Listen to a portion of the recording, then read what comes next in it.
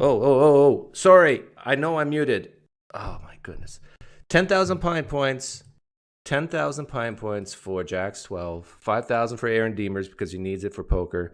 And 1,000 Pine Points to Camille Gregor. And Camille, I was going to ask you, if you're still here, what was the name of the, was it an early church father or some philosopher long ago who talked about the real problem of evil? Remember what? And you said, hey, Doug, this is exactly what you talk about. And this happened a long time ago. If you remember who it was, put it in the live stream chat, because some flag waving phony philosopher guy on Twitter today was saying, this argument you're bringing forth, Doug, I haven't heard of it before. I don't know if he actually talks that way. This is just the way I imagine people who disagree with me talk. I don't know what you're talking about, Doug. Hang on. I got to take my pills. I went to the doctor, and the doctor asked, so what do you do for a living? And I said, well, I do financial analysis, but what I really do is I go on live streams and I cause pain and suffering to theists. He goes, you know what? I got the pill for you. So he wrote me a prescription for anti-theist pills.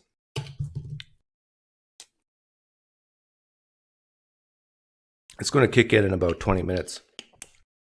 After that, you guys don't have a chance, you theists. It's all legal from a certified doctor, not a quack, a real doctor. And although he does practice out of the back of a moving white van, a little suspicious to me. No, it's not Xanax. Okay. Hey, Tux TV. I'm a wealthy guy. Well, not wealthy, but I have money. Give PineCreek $20 of Christmas money. Hey, I appreciate it, Tux. Tux is a great guy. He shows up on Wednesdays and sometimes Sundays to play poker with me in the inner circle.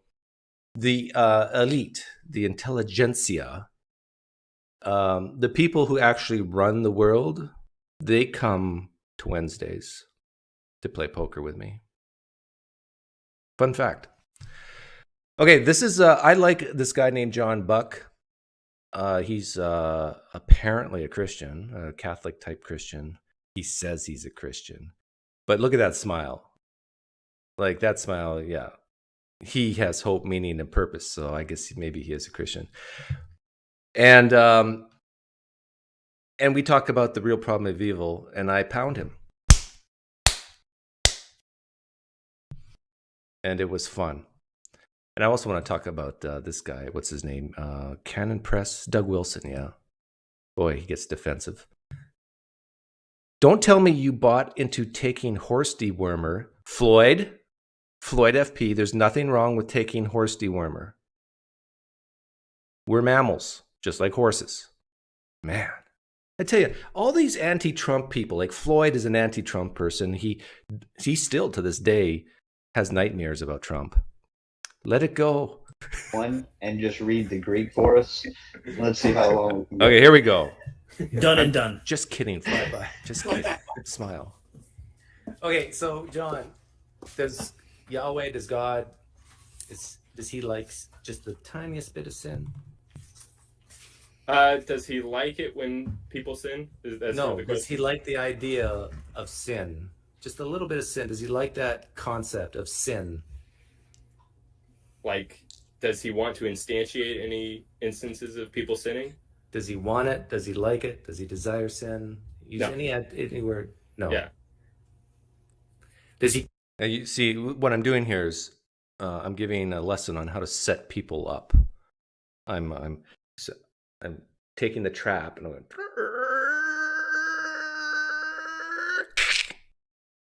and then John's just going to happily walk into it. He create things he doesn't like. No. Yeah, the only things that exist are things that are good. Okay, so he doesn't create things he doesn't like. He doesn't like sin. Right. Does he know the future with certainty? He's already in trouble. Let's see. Well, that will depend upon your theory of time. I'll say yes because I think God. Let me put it a different way.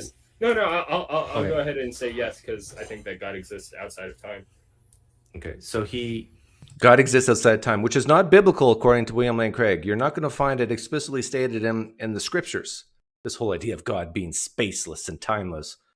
These are creations of men through philosophy. These are not found in the scriptures. Hey, Camille Gregor, thanks for the donation. In Cicero's dialogue, this is so good. Diorum, one of the characters, Valius or an Epicurean, argues that a perfect being when create. See? Okay, what's that guy's name? Philip Mueller. I'm calling you out. This is Philip Mueller. It says atheist, philosophy enthusiast, and Dungeons and Dragons nerd. Okay, so here's a guy on Twitter who loves philosophy. And he says, this argument you bring, why haven't I read about it? Well, you're just not well read. In Cicero's dialogue, if you would have read that, you would have known exactly the real problem of evil. Not these. I tell you, every time Christians talk about the problem of evil and mention things within creation, I mean, they're missing the point. They're just weak. Weak, I tell you. Only creates what he wants to create. He doesn't like sin, but he knew that sin would result if he created. You don't see a problem with that? Well, so long as God was not the determination of sin occurring, I don't see a problem with it. Could God have determined no sin?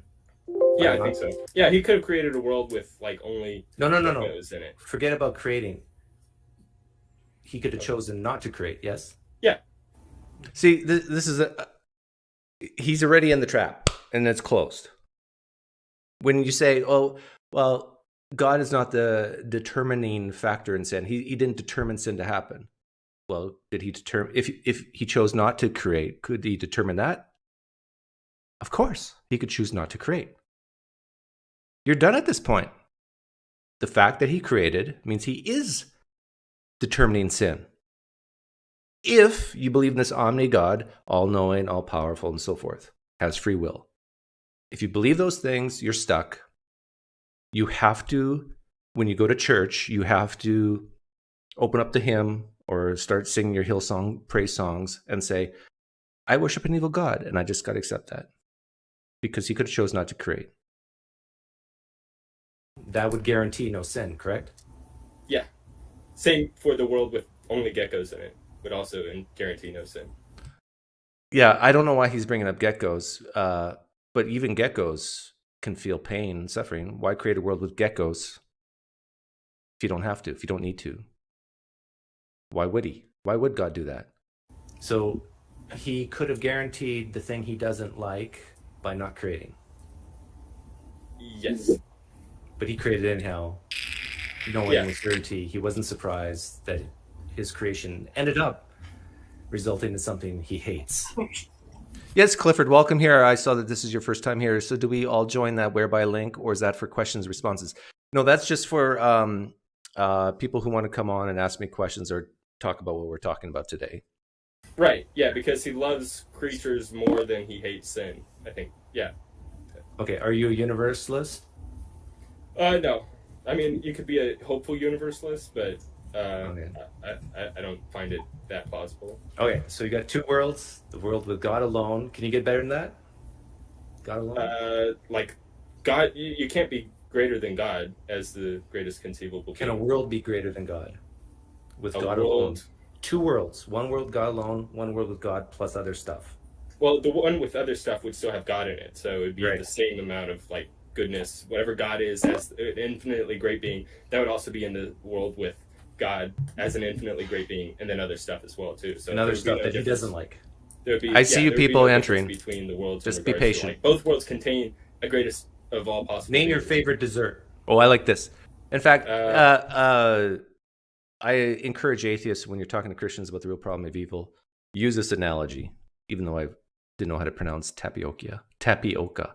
I like Did it again. tapioca pudding. Just Okay, tell me what's better. Tapioca, oka? Okay, yeah. Oka Tapioca. pudding. Tapioca pudding. What's better, that or tapioca pudding with dirt in it? The dirtless tapioca pudding. Okay, see how quickly he answered that? His favorite dessert without dirt in it is better than his favorite dessert. Which world is better? A world with just God in it, or a world with God plus creation, which includes sin, suffering, pain, and evil? He answered very quickly with the dessert. Let's see if he can answer quickly with his God. What's better, a world, meaning just Yahweh himself, or Yahweh plus other stuff, including sin, suffering, and death? Yeah, so it would be like better in regards to what? Like better for God? It would still be the same because God. You notice how he's like, got to start. What do you mean by what's the definition of better? I mean, dessert. Oh no, I just take. I don't want dirt in my dessert. Has himself as an end. In No, both better worlds. for you. Better for me, it would be better that I exist in the world where I exist with him. Yeah, it would be better. Like in a world where I don't exist, that would not be a very good world. What if it's true you're ending up going to hell? Is it still better for you to exist? This is good. It would be better if I had chosen not to go to hell, but it would still be. That was my question. If it were true that you're going to hell, is it better for you to have existed or not exist? Looking up and to the right. It would still be, to some degree, good that I exist even in hell. Really? Yeah, because you still have some benefits of existing. You see what happened there? If he believes in hell, like the bad type, he doesn't believe that people are annihilated. Doesn't believe he's a hopeful universalist, but doesn't believe in universalism. And I asked him, if it's true that you're going to hell, would you rather you exist or not exist? And he sees the problem here. He sees that he's caught in a trap, and the only way he can get it out is say, well, there's benefits to hell. I mean, like they have health care and dental, and once in a while they'll let you sit by the pool. Really? And like you're able to attain some aspects of your desires. Just the fact that you exist is a good in some of itself. Okay, this is the fundamental difference, I think, and between me and maybe John and others who think this, is that existence in itself is a good thing. I mean, tell that to a person, if your worldview is true, John, tell that to a person who's in eternal conscious torment. Tell that to, even here on planet Earth, someone who suffers on a daily basis more than what you can imagine. Most of us here in the wonderful country of the United States, we don't know suffering. And most of us in the United States who are healthy, we don't know suffering. There are many people on this planet who don't have the what's the word? Fortitude? No, not fortitude. The gumption to stick that shiny steel implement in their mouth and pull the trigger. But they suffer on a daily basis. And they believe in God. That's probably why they don't commit suicide. They believe in God, and so they hang on, but they suffer and suffer and suffer and suffer. And if I was to ask them that question, would you rather you exist or not exist? There are many people on this planet say, I wish I was never born. True story. So for someone to say existence in itself is a good thing, you need to talk to more people who suffer on a daily basis. Hell's not really that bad then, because you can get your... I just realized what I said is pretty deep desires there. Like you can achieve some natural desires, I think, but no, like none of your like ultimate ends. Like if you're the way to perfect happiness is to be in the presence of God willingly, then hell would be like blocking you off from that sort of ultimate desire, but it would still be some good in the fact that you're existing and you're able to experience. I think you're the first Christian who's ever said that to me, that there's some good in hell. Yeah, I mean, and for you personally, I think some people say because of justice, and for other people, Hitler deserves it. But you're saying, that kind of shocked me. So anyhow, I thought this summarizes the problem of evil, the real problem of evil, pretty well. If God's all-knowing, all-powerful, doesn't need anything, is self-sufficient, sees the future, is not surprised, hates sin, he's never going to create something that will lead to something he hates. Why would he desire to create something that he desires not to have? It's pretty simple, really. And it's very hard for Christians to understand and accept the real problem of evil because they say, but we exist, so it's obvious God exists too. Right? That's what it basically boils down to. Dude, the title is fire. Pounding Christians out. Like, yeah, I know. It's a little bit of a euphemism, I guess. But we have some guests. Let's see who's here. The people who are in this, what I just played, are welcome to come in. Who do we have here? Sean. Can I show your face, Sean? Yeah. Because you got a mustache that's Yeah. worthy of viewing. It was actually it was actually a bit longer. I just shaved it because I have to wear a mask at work. Oh, okay. Sorry, I was following the stream and all of a sudden I hear your voice and I'm like, what the heck? Yeah, I understand. So what say you? I had two things. I don't know if I'm catching up in the chat here. The existence thing you just talked about. The guy said more existence is preferable. You could make the argument that you should therefore prioritize babies at the cost of anything or making people, because if it's He's Catholic. Yeah. Well, So, I mean, that's a weird problem he has, but yeah, you're saying because if you believe existence is a good in itself, Yeah. then you should just start being making machines, maybe even making other things like tables, because tables exist. Right. Like, where does it all stop? And I think Catholics do kind of believe that, like, be fruitful and multiply, don't wear condoms, don't enjoy sex unless it's for procreation. Yeah. But if you're going just for if they can go to hell and it doesn't really matter, then you could You're still here. Don't worry. Oh, okay.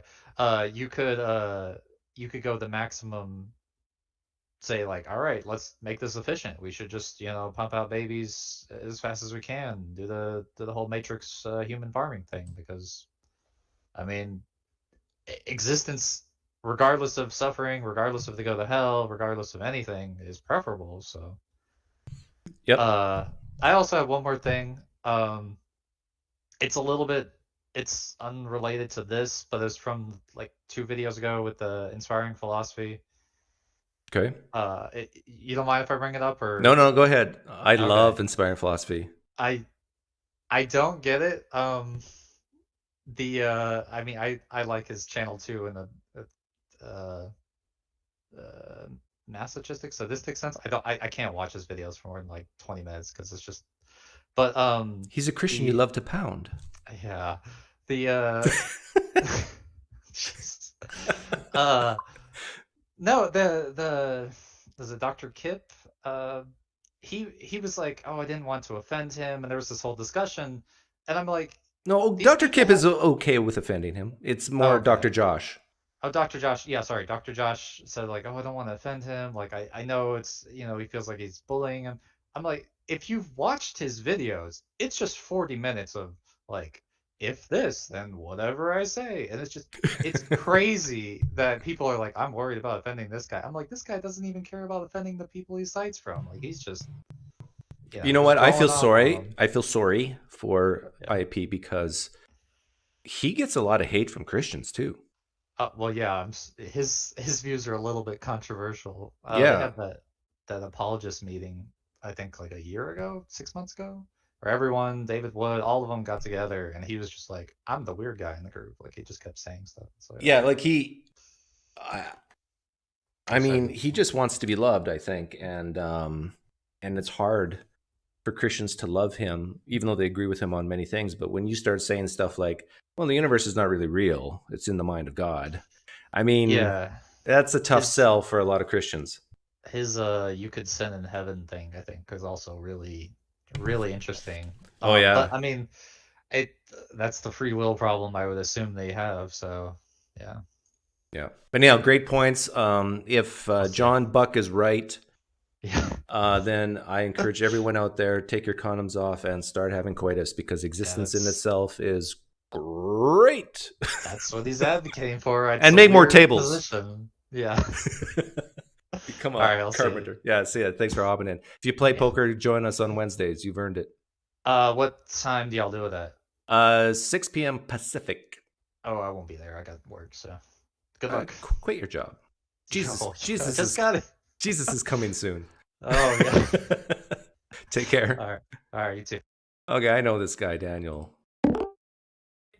I'm not sure if I like him or not. I'll wait till he figures out that he's live.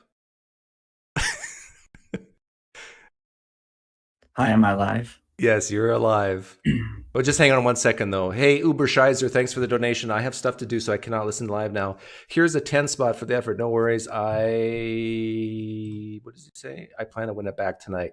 Okay, very good. See, he's a poker. He's in the in group. All right. What do you have to say? What do you have to say about the real problem of evil, Daniel? Well, Christians that I want to pound are ones that can't do hypotheticals. And I actually have a question for you. I was doing SE with someone and I ran into a problem. That's the devil's tool. Yeah, I know. I told them, I was trying to lead them to hell and all of that good stuff. So the question was, so I try to do kind of like the library book thing where you say, okay, so say I have this book and we have some fact. Do we lean it towards fiction or history? Yep. Fiction or fact, and or fiction or nonfiction, right? And so the topic that I picked is I said, okay, so all we know right now about this book is that the book has a talking snake. And I thought that was like going to be obvious that like we have to put this towards fiction. Mm-hmm. And they said, well, I lean that towards nonfiction. And I said, really, why? And it's got a talking snake, right? And they're like, well, the only book that I know that has a talking snake is true. Is the only book I know that has a talking snake is nonfiction. So the question is there anything, what's a better thing I wanted to pick something that was in the Bible that would get the Christian to lean it towards nonfiction. What do you think I should use? No, you were fine using the talking snake, but you just have to make it very, very clear. This is not the Bible we're talking about. Okay, we find this book and it's not the Bible, but it has a talking snake in it. Would you lean this towards history or fiction? Get them to admit that they're special pleading by answering, yeah, I would say this is okay. more I like think fiction. This person would say like, well, it could be the Bible, or it could be a book with a copy of a piece of the Bible, like something like that. Yeah, I would just caveat the whole thing, say, we don't know who wrote this book, whatever, but we do know it's not the Bible. Or let's say we know what it's not, but we don't know what it is. Yeah. So I thought this person had a really hard time doing a hypothetical, and well, that's because they feel like they're being trapped, right? Yeah, I guess so. And so this is why I put all my cards on the table and say, I'm about to trap you, okay? But if you have the truth on your side, it shouldn't matter.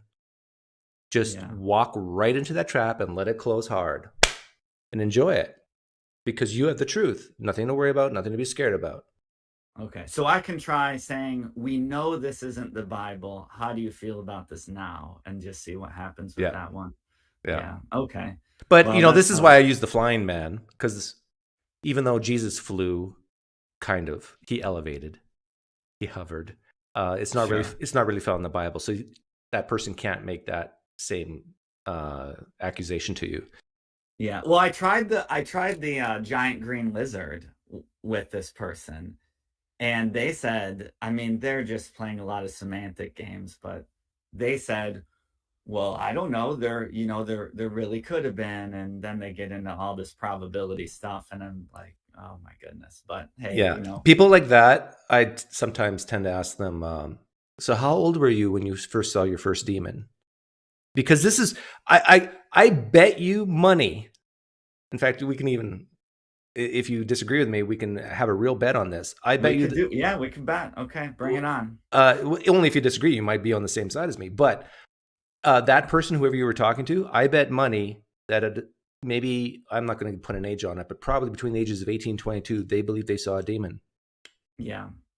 Yeah. Well, and this person, you know, what they did, I tried to get them to say, you know, how do they know what's true? I think I got them to basically admit that they're basically a solipsist. And it was kind of got down to like, what is the best way to know if something is true? And basically they said, you know, I know that God exists in the same way that you know that 2 + 2 = 4. It's an obvious fact. And I didn't want to get into all this, but I have another That's question. interesting. Come back. Yeah, they said God is real in the same way that 2 + 2 = 4. Like they said, Dan, you just know 2 + 2 = 4. Like, you don't have to think that hard about it, right? Like, okay, well. But how, I would ask them, how do you know 2 + 2 = 4? How would you demonstrate that? Well, I did, and I said, you know, there's mathematical proofs. Like, you might think it's obvious, but in mathematics, we still have to prove that 2 + 2 = 4. Mm-hmm. You know, and they just said, well, you know, I'm not a mathematician, so that's out of my out of my pay grade, basically. They probably said it was my understanding there'd be no math during this conversation. Like if you were to ask them, like, can God put up 2 fingers that we can see, touch, and feel, and another 2 fingers, and then can we take our fingers and touch his fingers and count them one by one?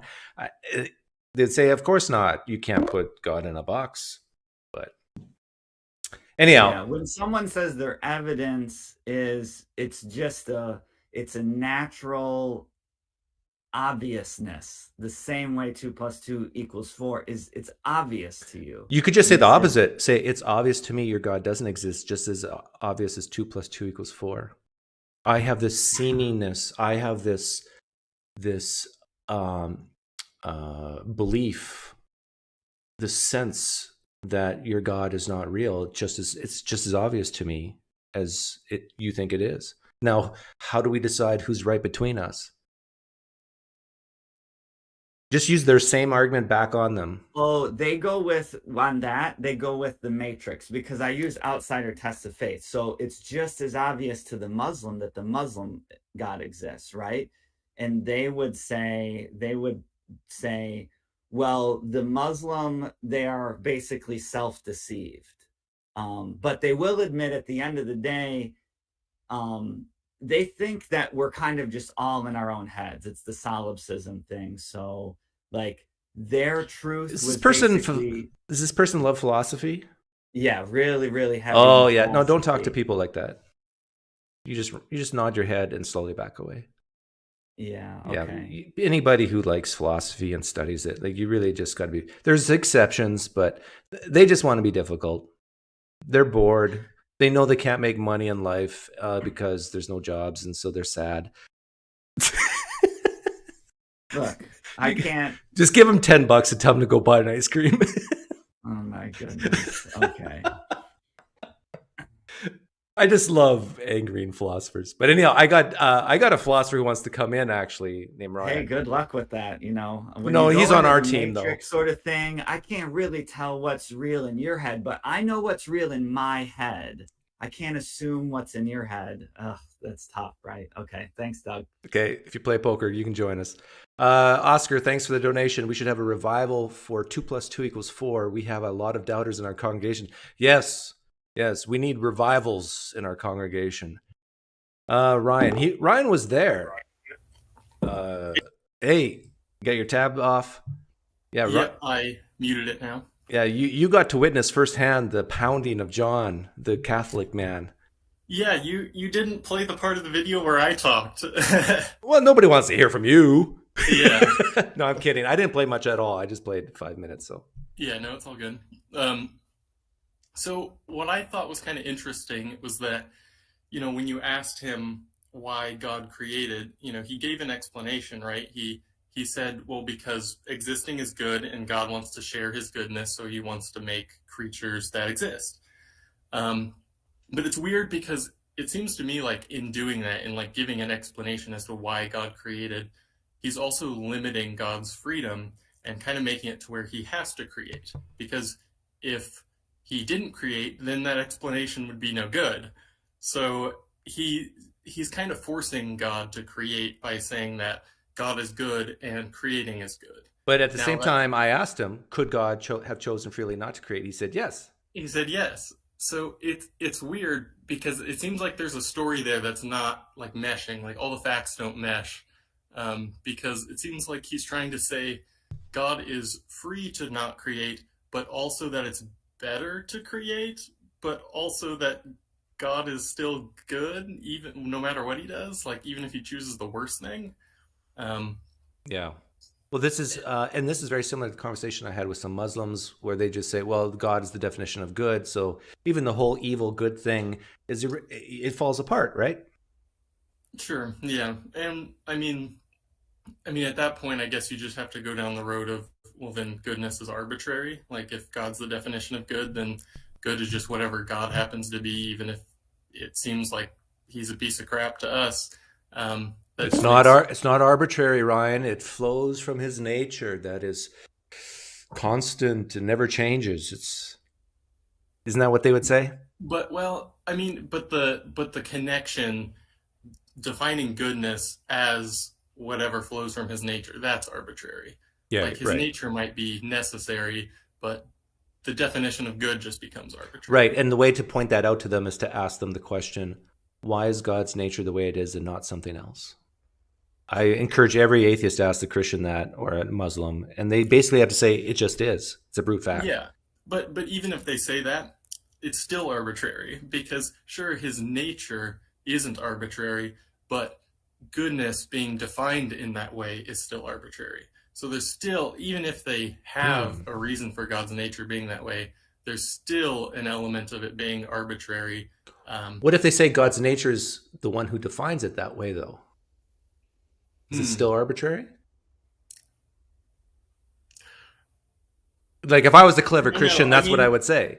I mean, I guess that's kind of a weird philosophy of language thing, where like God's writing the definitions now. Like there's an actual correct definition for words. He's the foundation of all language and all DNA and all everything. Yeah, except for evil. I need to look into that more, because most people recognize that words are just made up by us, because we make lots of languages. And when you say most people, you mean like the 6% atheists in the world? Well, I mean like everyone. Most people I talk to recognize that we write the dictionaries, so. But. Only through the will of God. But anyhow, yeah, I see what you're saying. Yeah. Do you think John looks at what that conversation and thinks, "Oh, I was trapped"? No, I doubt it. I think that he just thinks about God differently than desserts, and so I don't think he sees any problem with the answering one way with tapioca pudding with dirt in it and answering a different way for God, because I think he sees those as different situations. Yeah. But you know what's interesting?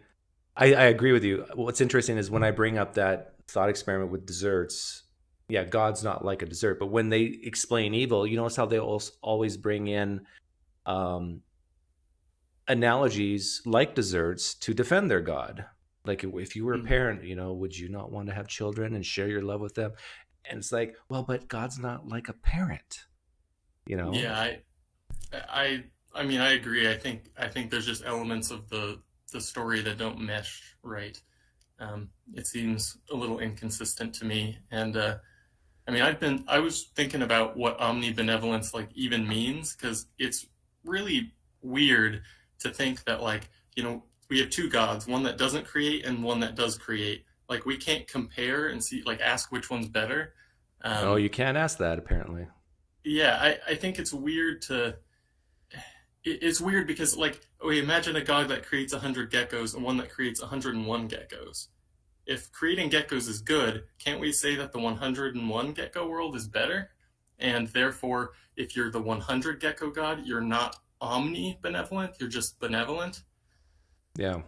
And where but does it there's all always stop? more geckos to make. So it's also tricky Yep. because I think the definition of omnibenevolence is kind of flawed no matter what you go with, because you either just have to say you're omnibenevolent if you don't do anything that's bad, but then that makes, someone who creates one gecko. What would John say? What would John say to this question? Is if God would have created a world with 100 geckos, is that world better or worse than a world where he creates humans knowing that most of them, or at least over half, will end up in eternal conscious torment? Isn't the world with 100 geckos better? Well, it's weird because I'm not sure exactly what he would say, because he would definitely say that God's free to make either one because either one is good, and there isn't like a best one he can pick. So he just gets to pick one of the good ones. If there was a best world, he'd have to go with that one. But since it's an open question, an open problem, he can just pick any good one and just go with it. So that's what he would probably say there. But I don't know if he would say that a world is better, because I think once you say a world is better, the next obvious question is, well, why didn't God do that? Yeah. Okay, well, fun stuff. Thanks for hopping in, Ryan. If you play poker, feel free to join us. Do you play? Sounds good. Do you play? I don't. You asked me last time, and I didn't really. You haven't feel learned like since losing my then? money, but I thought about just hopping in, giving you all my money in advance, and then leaving to save some time. And then winning it back. Yeah, that's what you should do. Okay, take care, Ryan. That would Thanks. be a power play. Yeah. All right. See ya. Daniel. Daniel doesn't want to show his face. Must be a Christian. Waiting for you, Daniel. Hey, Catherine, good to see you here. Christian Thinker, what should God be doing? Hey, Christian Thinker, you should hop in here because you're a Christian who thinks. Right? And someone said that Catholics are not Christians. How dare you? Catholics were the earliest, Roman Catholics at least, were the earliest form of Christianity. Well, not the earliest, but the most long-lasting. Okay, Daniel doesn't want to talk. 3, 2, 1. Daniel's gone.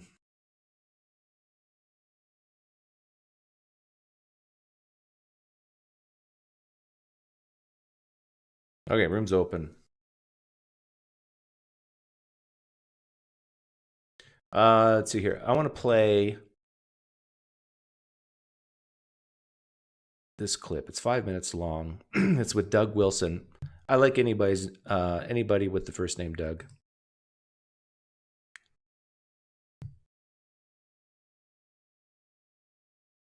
Okay, so he's reviewing Neil deGrasse Tyson on the problem of evil.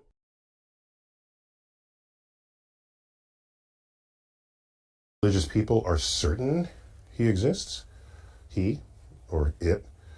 There are ardent atheists who are sure God does not exist.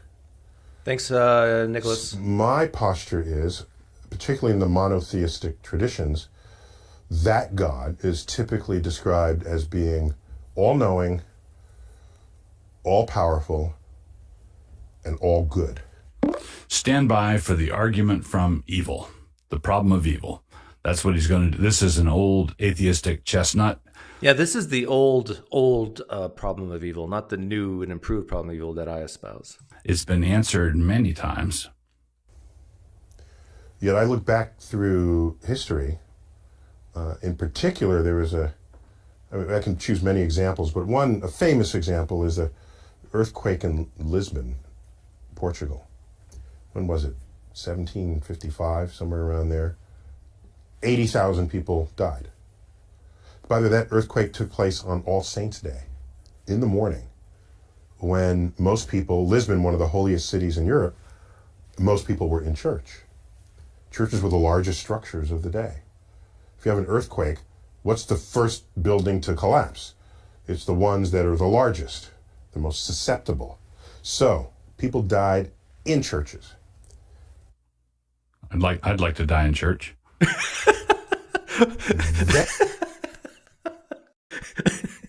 Yeah, because then you can just bring the coffin in and you just plop into there and you can have the funeral right away. This shows the reverence, the almost superstitious nature of people like Doug Wilson. Yeah, I'd love to die in church because church is the Lord's house. Even though I think he would admit and agree that the church is a group of people, he would say that, I'm sure of it. There's still something sweet and special about that church building, that location. Because it seems like that you'll find God there more, even though he's omnipresent, you seem to find him more there than at the pool hall. Then there's a tsunami that basically wiped Lisbon off the map. Either God is not all good, if we define good as being in the interest of your health and longevity, that's a pretty simple definition of. Pretty simplistic definition. If you want to define good as that which is good for me, is that really what you want to do? Do you want to define good as what's good for God or what flows from his nature? See, that's what Doug Wilson really wants to do. Good has nothing to do with suffering or well-being or empathy. No, good's about what God says, what God does, what God wills, what God decrees, whatever flows from his nature. That's what good is. And Doug Wilson feels ensconced in love and security when he defines good that way, because then it's not on him. I mean, then he doesn't have to do the hard work of trying to figure out what's good or bad. He can just say, well, God said so.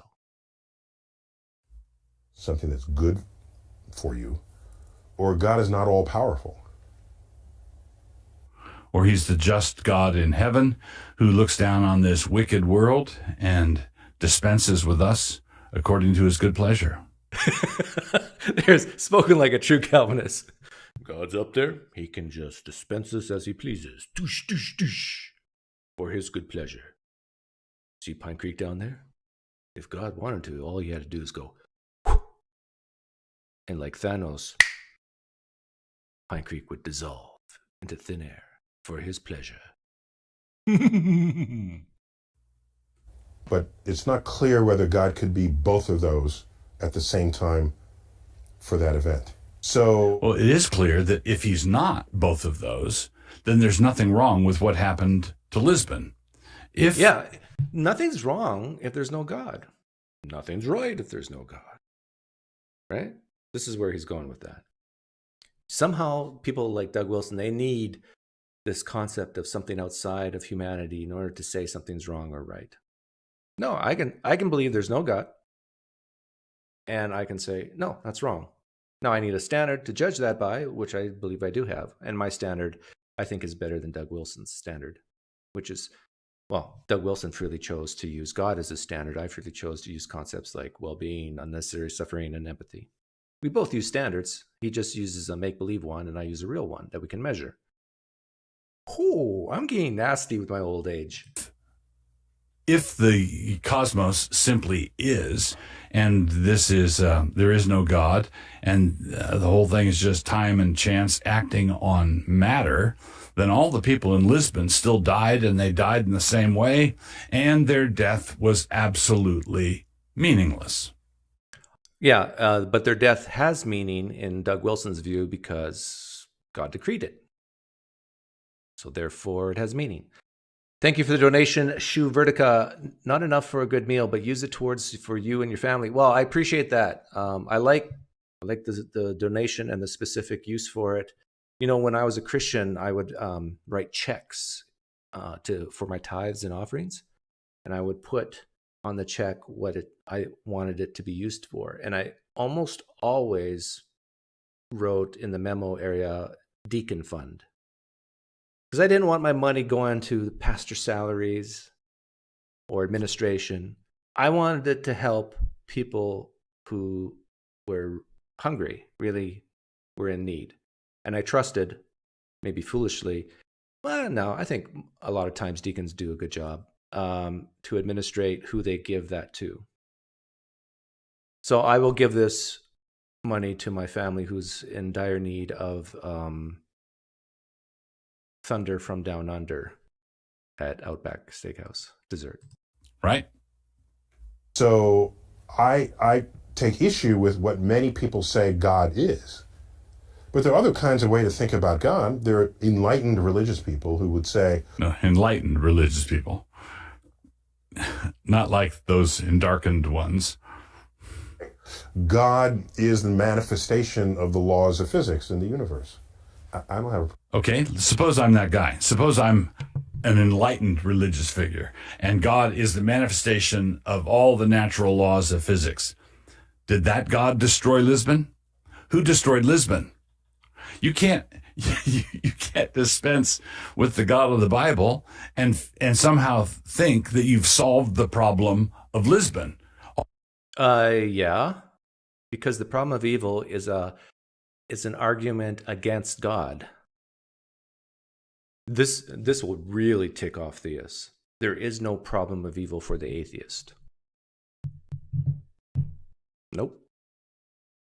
The problem of evil does not exist for the atheist. The atheist says, crap happens. Nature wants to kill us, even though nature doesn't have a mind. It just, bad things happen, good things happen. Life's not fair. There's rocks flying around in space, and one of them's going to hit us. That's just that. Now, Christians like Doug Wilson, they can't handle that. They can't handle the truth. So they need this idea of a God orchestrating everything so they can sleep at night. Thank you, Mitch Mazzaroli, for the donation. Buy yourself your favorite cookies. Screw everything else. Today is a day off, is it not? Cookies. What's my favorite cookie? Probably chocolate chip. Thank you for the generous donation. I appreciate it. All those people still perished. The earthquake still happened. The churches still fell on people. The tsunami still came in and wiped them all out. Who did it? Was there anything wrong with that happening? Was there any problem with that happening? No, it's all part of the rhythm of life. If God is just the natural laws of physics, then what happened there had no more meaning than what happens when the wind... Why does it have meaning when God does it? It's just by definition, right, Doug Wilson? Like, people dying from a tsunami, from my perspective, I can say, yeah, in the big scope of things, it has no meaning. I can still say that's bad, and I desire that not to happen, and take steps to protect people and so forth. But from your point of view, why does it have more meaning if God decrees it or allows it to happen? Why? I think the only answer you can give is just by definition. You've just chosen to define meaning in that way. A question for Doug Wilson is, would all those people in Lisbon, would they have died if God never created in the first place? Of course he has to say no. Every evil, every pain, every suffering, every rape, every murder, every child molested by a pedophile would never, ever have happened if your God, Doug Wilson, chose freely out of his own free will to not create. But he did choose to create, knowing with 100% certainty of what would happen. And he said, you know what? I see 80,000 people dying in a horrendous death from that earthquake. I see that happening. If I create, you know what? I'm okay with it. I'm going to do it anyhow. I'm going to create anyhow. That's the position Doug Wilson has to choose. Wind blows over a meadow full of grass, or the foam off the... See, I got a huge advantage. It's Doug versus Doug here. I have a huge advantage over Doug Wilson because I'm not tempted to say, God, why did you do this to me? God, why did you do that to them? No, I don't say that. Now, maybe Doug Wilson is a hard-hearted Christian who's dead inside, and maybe he doesn't say that either. But there's a lot of Christians who do. They see the evil and suffering on planet Earth, and they question God. all the time. And it's not pleasant. Not pleasant to question the creator of the universe from their point of view. And so many times they're in pain and suffering because of their beliefs. Just let it go. Thanks for the donation, Gerard Dassine, for the Myron Rehabilitation Fund. Yeah, Myron needs it, but $2 is not going to cut it. I tell you, Myron needs a ton of counseling, and he needs to go back to school and just learn things. He's so ignorant and lazy. The only reason why I still keep him on the payroll is because of the lawsuit that's still enacted. The waves that hit the rocks on the beach, it's just epiphenomena. It's just stuff that happens. I don't have a problem with that. Why not? Have you fixed Lisbon? Have you fixed the Lisbon problem? Is the destruction of Lisbon a good or a bad thing? But is God the person who tells you who you should mate with and on what? Yes. Yes. God, this is the wonderful thing about Christianity and Islam. The God of the Bible, the God of the Quran, does care about who you mate with. Now, if that's true, I think this God also is concerned about who you marry. So really, you Christians out there, before you get married, you need to consult with other believers and submit to your authorities, your deacons, your elders, your pastors, your preachers, your bishops, your moms, your priests. You need to go to them. Should I marry Jessica? And get their advice. Like, well, has she ever shown cleavage? There was that one time she bent over to pick up a quarter and I saw some cleavage. No. No, don't marry her. Even though it was a mistake, it's a sign of more cleavage to come. Make sure, if you're a guy, make sure it's a girl. Yeah. And what day you should... Not only that, Doug Wilson's saying God cares about who you mate with, and if you're a guy, make sure it's a girl. Not only that, but make sure you're married first.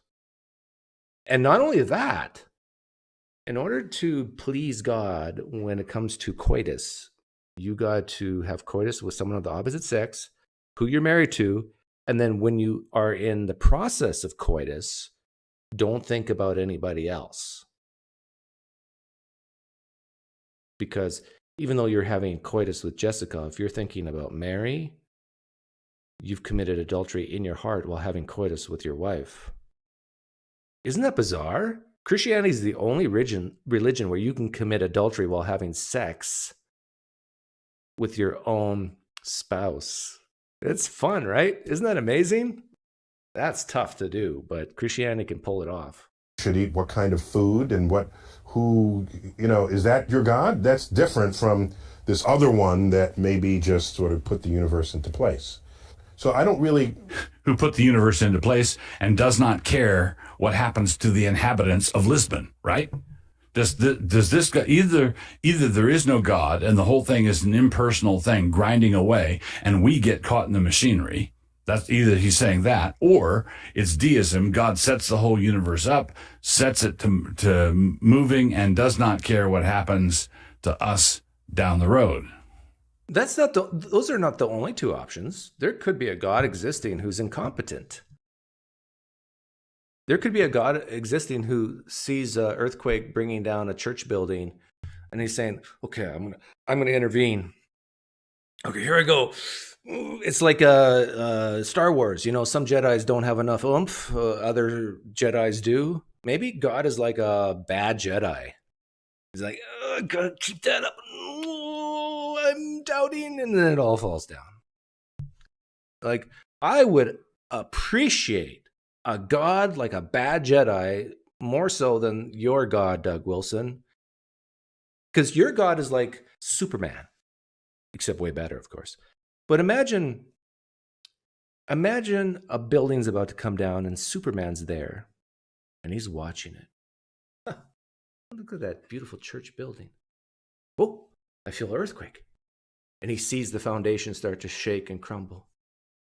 And Superman says, you know what? Today I'm going to watch. I don't feel like doing anything. I'm just going to watch. What would you think of Superman, Doug Wilson? What would you think of Superman if he could have stopped it and just sits back and watches it happen? Is that a good Superman? Or is that a bad Superman? Concern myself much with it unless someone finds a way that any understanding of God can give me insight into making another discovery. Writer John Buck, are you the John Buck that I talked about? You're welcome to come in. Please come in. We can bring you to the truth today. In other words, I'm cool with it if it benefits me in my vocation. Yeah. Okay. John Buck, you get first kick at the can if you do want to come in, but Daniel wants to try to get back in. Are you there now, Daniel? I can't hear you if you are. Superman can't be everywhere all at once. God is. Yeah, that makes God worse, right? Oh, John Buck says he wants to come in. I got Omar who wants to come in, so try to press the link soon. Or do you want me to talk to Omar first?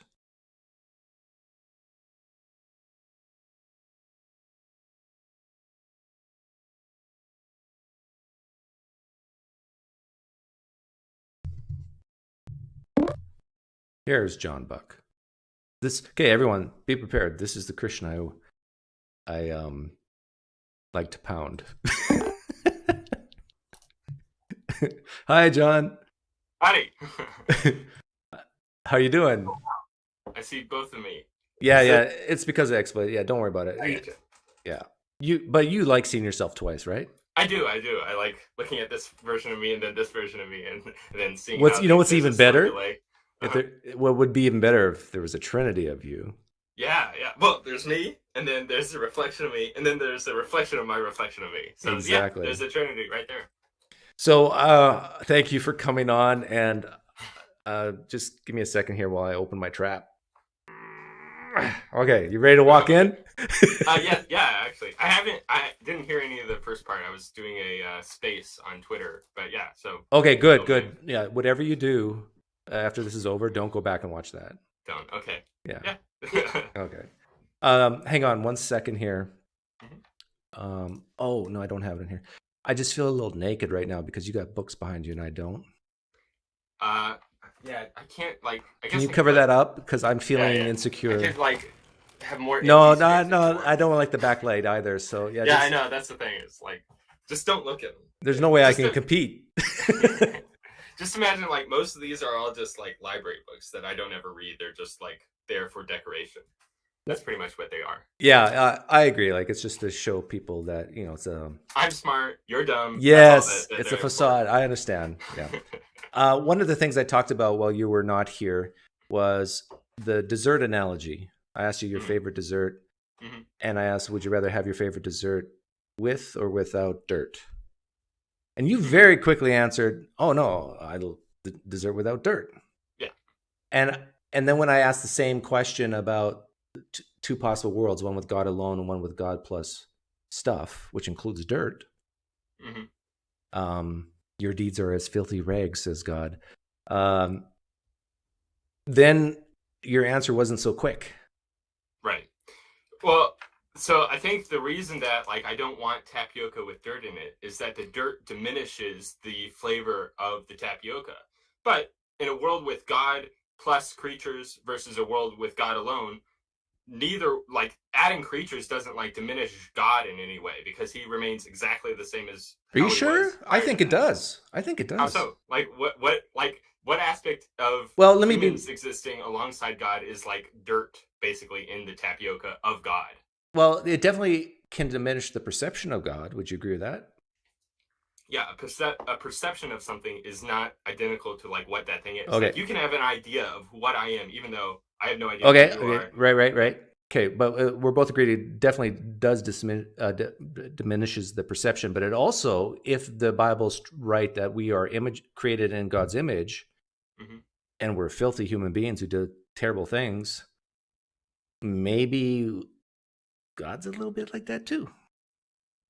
Well, I think that the reason that like human beings like performing horrendous actions of evil is more horrendous is because they are in the image of God. Like, I don't think like the fact that like a zebra will try to drown a baby zebra from another fatherhood or another patrinal lineage. That's a horrendous thing that occurs in nature. I don't think it's as evil as if like a human being did that, where they had some stepson of theirs and they decided to kill that stepson because like this isn't my genetic lineage. That would be more horrendous. And I think the reason that it's more horrendous is because that human being has a more accurate understanding of and greater control over their actions. And if you wanted to analogize it, it's because that human is in the image of God, that their actions is more heinous, I guess. So like, I don't think that like the fact that a human being is in the image of God diminishes God's existence in any sort of way that like adding dirt to tapioca would. I can agree with that. What you're saying is the filth of humans, the sin of humans doesn't reduce God at all. Yeah. Does it help God at all? No. So really, God would be maximally perfect prior and after creation. So what I'm hearing you say is the existence of human beings doesn't make a dent towards who God is. Exactly, yeah. Or what God is. So we're not anything as far as changing the nature of God. It doesn't help God, doesn't hurt God. Right. His nature. Okay. Yeah. Which reinforces what you said also on that live stream. That it'd be like if I had tapioca pudding and then you just added dirt next to the tapioca pudding, and like the dirt doesn't like infect the tapioca pudding anymore. It's just there alongside it, and so it's like, oh, that's fine. In fact, if like let's say you have two really good things that are good individually, but when you mix them together. Okay, this is good. I like this. I like this. Yeah. Okay, you're gonna. This is the trap. Could you enjoy your tapioca dessert if instead of dirt, let's make it vomit? Okay, but it's not in the tapioca pudding. It's right next to it. Mm-hmm. Could you eat your dessert with vomit right next to it? It's not in it, but next to it. I couldn't know because it would be like affecting my senses, making it so that I smell the taste of vomit and then I can't taste the tapioca. But there's no objective change in the tapioca itself. Right. The tapioca remains exactly the same. It's just next to vomit. But you can enjoy the tapioca pudding with the vomit right next to there, right? Yeah. Yeah. Maybe some theists can enjoy God because of the evil, pain, and suffering in the world. Yeah, they might. I think that would be a shame, given the fact that those aspects of evil and suffering in the world is going to be. I don't know where I was exactly wanting to go with that, but yeah, I get your point that for some people, the fact that there's all this evil and suffering, that's going to lead people to think that God doesn't exist or God isn't all caring or all loving or anything like that. But it's still going to be the case that God exists and he isn't diminished by the fact that there are suffering and evils that occur. I really find it hard to believe that you believe, I'm not sure what version of hell you believe in. Is it eternal conscious torment? I haven't taken a strong stance. I'll defend that. What's your weak stance? My weak stance, I guess, philosophy of time. Like I haven't done any research on philosophy of time at all. But yeah, so like I'm more confident. Okay, let's forget about hell. We can even think about there's some people born today with their skin reversed or no skin. Right. Mm-hmm. Like and then they live, I don't know, not very long. We should maybe take an example where they live a few years. But just think of the worst possible human suffering. You would still say it's better that they were created in that situation than not, right? Yes. So my, I guess, general theodicy that I like to go with is that things that exist even in a negative state can contribute towards the perfection of the world. So if it's the case that there's some baby that's born with its skin reversed and it's in terrible pain for all of that span of its life, which is short, and it's not able to be like compensated in this life at all. The fact that it exists is going to contribute in some sense towards the perfection of a world in which that illness is never the case anymore. Like through the fact that someone's baby is born with its skin reverse is going to contribute in some way to some scientists being motivated to look into like, why is it the case that this takes place? And then from that scientist can actually contribute towards you're the saying creation of a world I got where it. I got babies aren't born this way. You're saying that all the bad stuff can be used for good. Yes. Okay. If there was a situation where there's a disease or condition that people are born with that is, let's say, God told you directly, man will never ever be able to cure it. Would you say that it'd be better that person not exist then? Never been to have been born? It depends. Like maybe if while they're like, maybe it's the case that there's some disease that can't actually be cured. Like just the fact that like we're mortal beings, like eventually we're all going to die. I think that during the span of our lifetime, we'll have some ability to do things that contribute towards the embetterment of the world. And so, like, yeah, it's a good thing that I exist because I have that opportunity to embetter the world somehow. I make it a little bit nicer than the way it was prior. Okay, you're saying there's still going to be something that will make it good. Okay, I'm going to try to demonstrate for you that you're better than the God you believe in. You ready? Okay. Are you married? No. Oh, okay. Imagine you're married. Okay.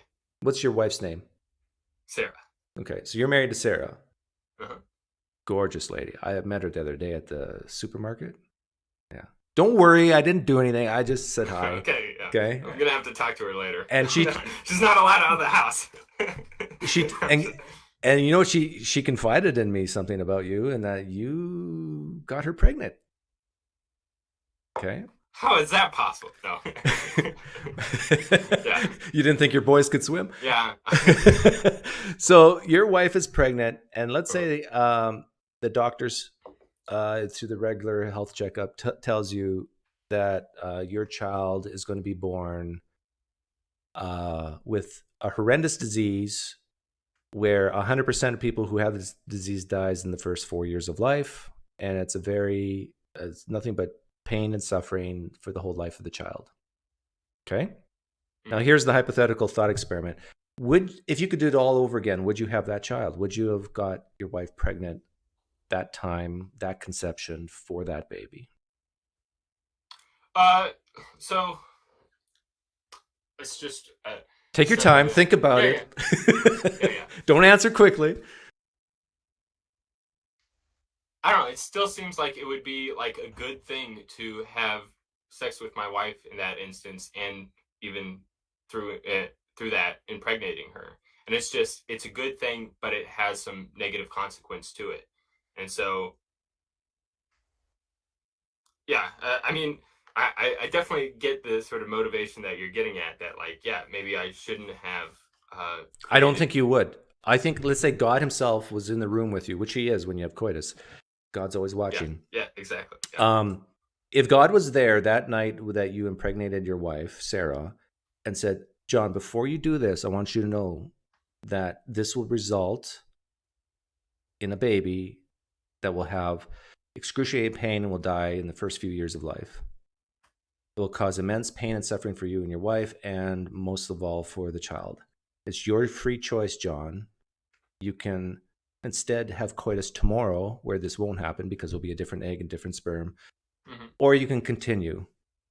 Right. I bet you, if you had this knowledge, this perfect knowledge, you would never, ever have coitus with your wife that night.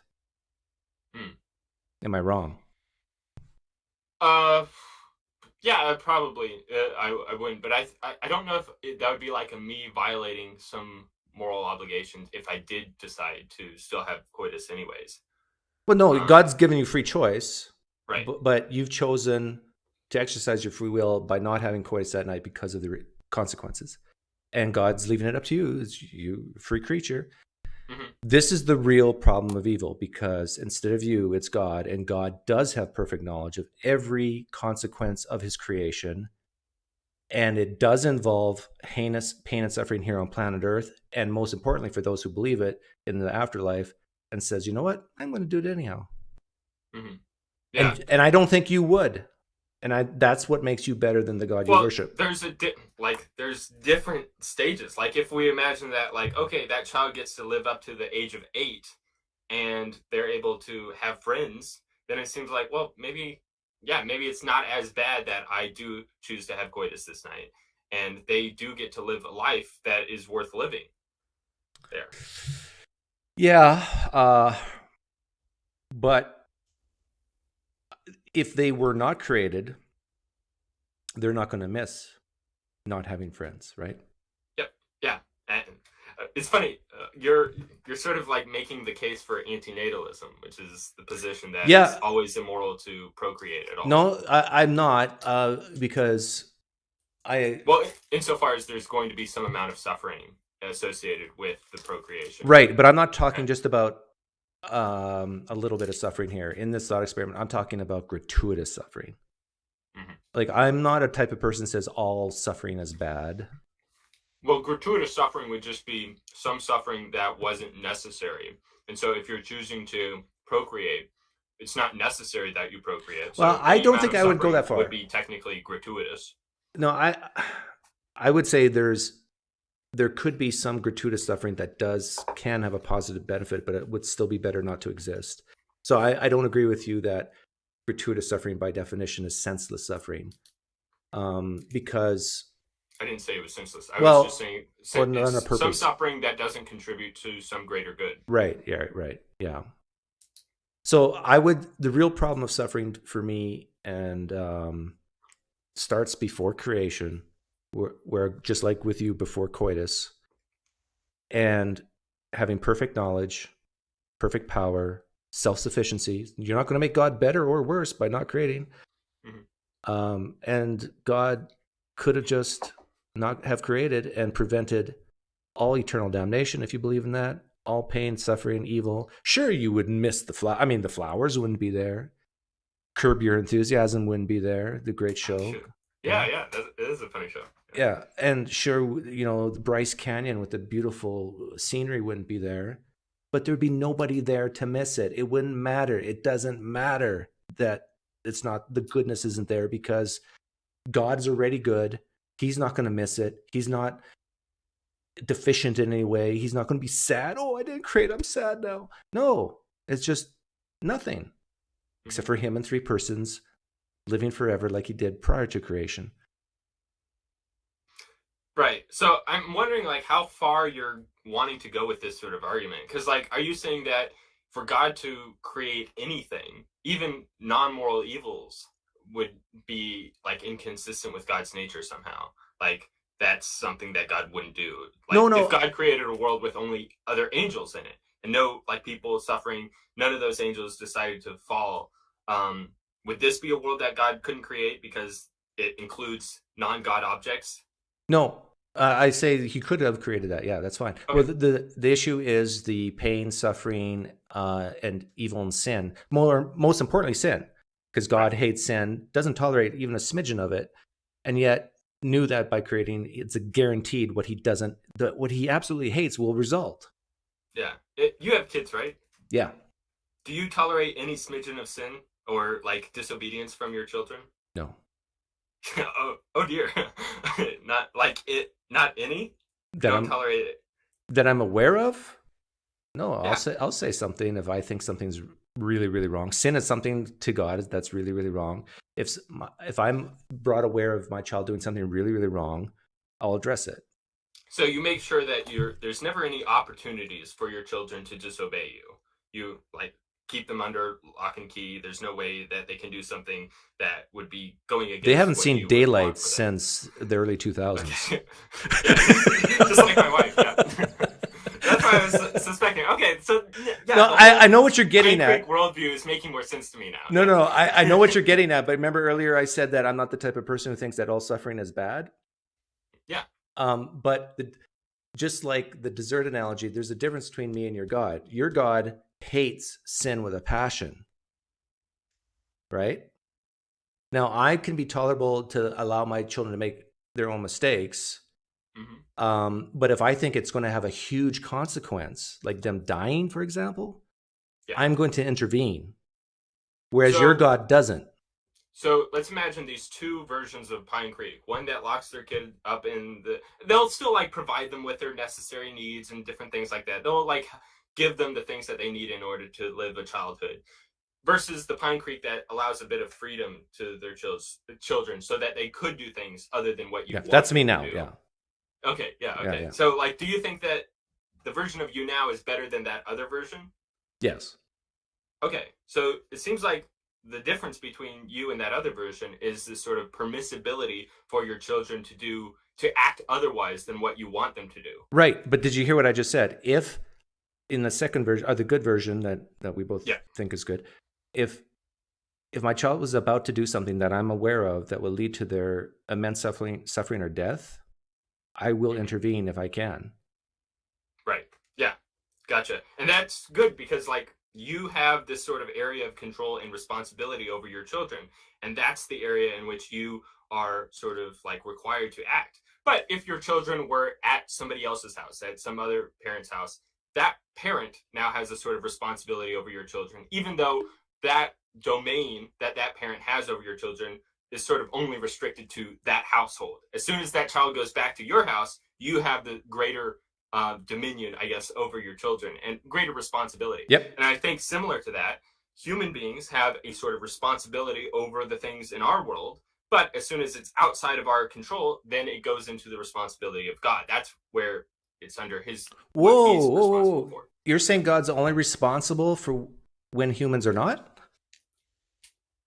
So I think that humans aren't responsible when it's outside of our control. But I think God practices the doctrine of subsidiarity. So subsidiarity is where you have somebody in a ruling position allowing those in a closer proximity to the dilemma to resolve that rather than sort of forcing himself in order to like resolve it for them. So like if you have a government, the government is going to have the legislation of the state being run by a governor, and then the governor is going to have the legislation of the county being run by a mayor. But I want to make sure I'm understanding you. You're saying that if someone's sick in the hospital, God says, I'm not going to heal that person because the doctor's got this covered. Is that what you're saying? Yeah. I think that God enjoys it when his creation gets to contribute towards the embetterment of the world by making things better. And why do people pray himself? Why do Christians pray for people in hospitals? The doctors have it covered. Well, I mean, praying for something to happen is like part of you contributing towards this thing. So like if your children is sick and the doctor is there helping them, I can pray that the doctor is helped in his helping of them. And that's like me contributing, the doctor contributing, the child contributing by like being responsive and accepting of the care that's taking place, and also God contributing because God's like causing it to exist and to occur. See, this is confusing to me because I think that when Christians pray for doctors to help do the responsible human thing to help others, it's really then God doing it, if he does do it. I mean, it's not the doctors, it's God doing it, and just through the facade of the doctor's skeleton, right? Yeah. I don't buy into that view at all. I think that like God works in conjunction with creatures and not just works instead of those creatures. Okay. One of the things when you weren't here, I think I talked about this, was the Superman analogy. Mm-hmm. Superman's on a street corner and he sees a church building about to come down. I don't know, maybe you did hear it. And he says, you know what? And he could stop it. There's like 1,000 people in the building. They're in worship actually, and Superman just watches it. Says, "Today I don't feel like saving these people, but I'll watch." Right. Yeah, and I think that's an instance where Superman is delegating his responsibility over the area or domain that he's been given this opportunity to help contribute towards the world. But what would you think of Superman? You're next to Superman. You're saying, Superman, the building's coming down. Do something. He said, nah, I don't feel like it. Right. Yeah, I think that would be an exhibition of poor character on Superman's part. Would you say that about God when he doesn't intervene and he could? That God's a poor character? Right. So I think that like God's refraining from intervening is just going to prevent us from being able to contribute towards the embetterment of the world. So like if it was the case that any time that something bad was going to happen, God just sort of stepped in, well, that would just prevent all the doctors, everybody else from being able to contribute towards. Okay, I understand that. You're saying like this is sort of like an object lesson that God's giving. What if, okay, so I'm sitting on a park bench next to Superman. We're watching his building come down, and I say, Superman, why aren't you doing anything? Get in there, save those people. And Superman says, no, I want to character build. If I intervene, there's going to be no chance for the fire trucks to get here and to allow them to save them. No, I'm just going to. Would that be a valid rebuttal by Superman? Well, I wasn't making the exact like soul building theodicy there. I mean, there's a sense in which it's similar, I guess, but I was just pointing out that like being able to contribute towards the bringing about some good state is itself a good, and it's a good that God would be willing to share with creatures rather than just holding it only for himself. Right. So Superman says the same thing. He says, I don't want to go in there. I want to be able to share the responsibility with other creatures. Yeah. So like imagine that there is a police officer and there's a mugger that's harming a woman. And the police officer's there, and the Superman can see the police officer from far away. And he knows, yeah, I could zoom in, I could stop this mugger from happening. But the police officer's there, and that's part of his responsibility as a police officer to enforce the law. And so I'm going to refrain. And even though the police officer might get harmed in doing this, something bad might happen. I'm going to allow this police officer to have this bit of agency and contribute towards this prevention of a mugging taking place or something worse. And that's Superman sort of refraining from doing that. And I think that's a perfectly viable option for Superman to do. And Superman could probably also jump in if he wanted to as well. Okay. And what if there is no police officer there and a mugging's about to happen? Yeah, then I think, Superman would have that responsibility to jump in there and prevent it from taking place. Are women ever raped when nobody else is around other than the raper and the rapee? Yeah, definitely. So God didn't intervene? Yes, I'd agree. God didn't intervene. He could have intervened. He could have stopped any of this from taking place. He could have prevented children from being born with reverse skin. He could have done all of that. But in doing so, that would prevent creatures from being able to contribute towards the embetterment of the world, to where, like, okay, is there an ideal society in which rapes can never occur and there's no net loss from this? It's not like the case that the reason that rapes can never occur is because every man has his genitals cut off or something like that. It's the case that it's a virtuous society where no one would be inclined towards rape. They're able to satisfy that need through other means. I think that's a bit worthwhile city that God could have created just out of nothing. And that's something that God could have done. But God also recognizes, well, if this is a good thing that I could do, and it's good for my creatures to participate in the bringing about of something good, then maybe I should allow some creatures to contribute towards this bringing about of this good society. So I guess that means I can leave it sort of open to where rapes can occur, so that the people in that state can actually work towards a city or an ideal sort of state in which rapes don't occur. And I think that, like, when considering, like, okay, God could either create the initial state perfectly as it should be, or he could he could create an initially imperfect state so that the creatures within that state could contribute towards the ideal state, and then they actually get a part to play in the sort of bringing about of this wonderful society. Okay, now I want to make sure I'm understanding. You're saying that rapes need to happen in order to get rid of rape. No, I don't think any rape needs to happen.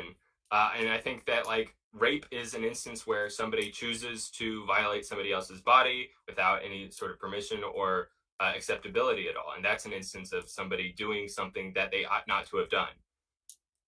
And it's the case that they could have refrained from doing that thing. Somebody that rapes does so voluntarily, and they're doing it against the will of the other person. And so it's up to the rapist to refrain from raping. It's not the case that somebody can accidentally rape somebody else. Well, I guess, like, in cases of, like, they're not aware that the person is okay, I'm confused. I'm sorry, John. You got me confused here, because let's keep this really simple. A guy named Biff is about to rape you. Okay, nobody else is around except Biff for Tannen? yeah, the Biff from Yeah, Back to the Future. Back to the Future. Yeah, imagine that type of character. He's about to sodomize you. Okay. Yeah. Nobody's around except for Superman, and Superman does nothing. You're screaming out, "Superman, save me, save me!" He says, "I'm just gonna watch." Yeah, like I said earlier. I think What that would you be an think of instance- Superman? Yeah, that would be an instance of Superman delegating his responsibility. But my question not to you even is this. delegating. No, My- it'd be This is yeah. my question to you. Mhm. And then after the rape is done and Superman doesn't help you, doesn't stop it, you and I have a talk and you tell me, Doug, I got raped the other day and Superman was right there and he did nothing. And I asked you this question. What do you think of Superman now? What would you say? Yeah, I think that Superman was not fulfilling his duty. He was being an asshole. Not as bad as the other guy. What was his? Biff Tannen.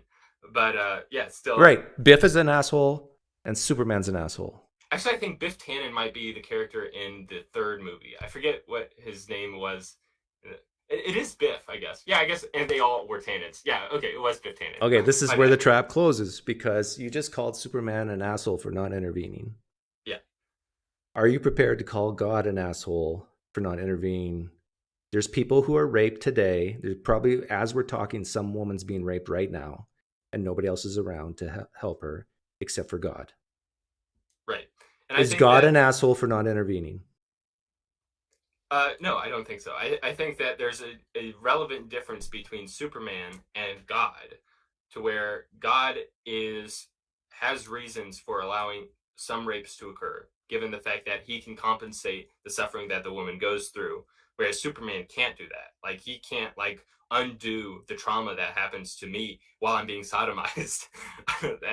And Superman, that's just not something that Superman can do. So it's not the case that Superman has the right to allow it to occur. Whereas for God, who does have that ability to turn any evil into, it's not turn any evil, but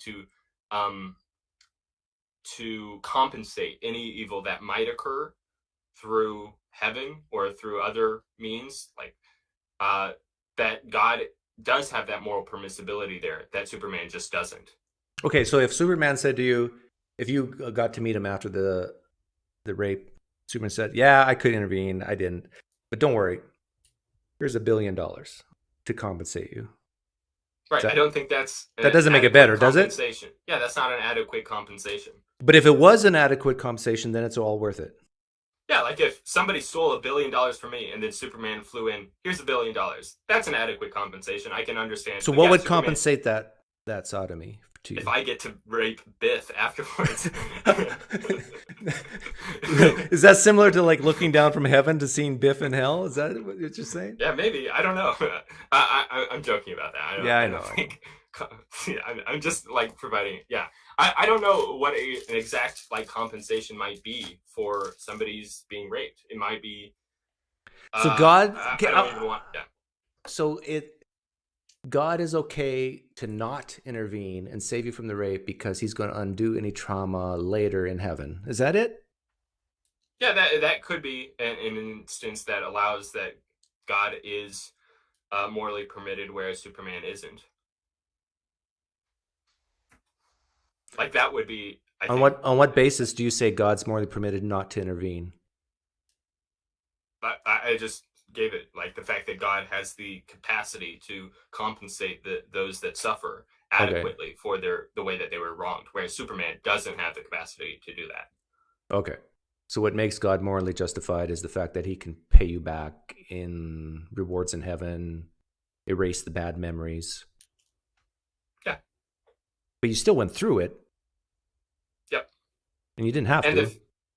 You could still go to heaven and get all that stuff. Right. And the reason that I didn't have to was because it went down to the choice that Biff made in deciding to rape me.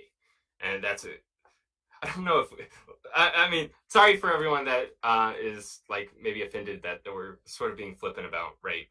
This is definitely a serious topic. And I agree. Really be joked about. But it's it's a good example. It's a great example exactly. because it's personal. It does happen. It's a very personal thing.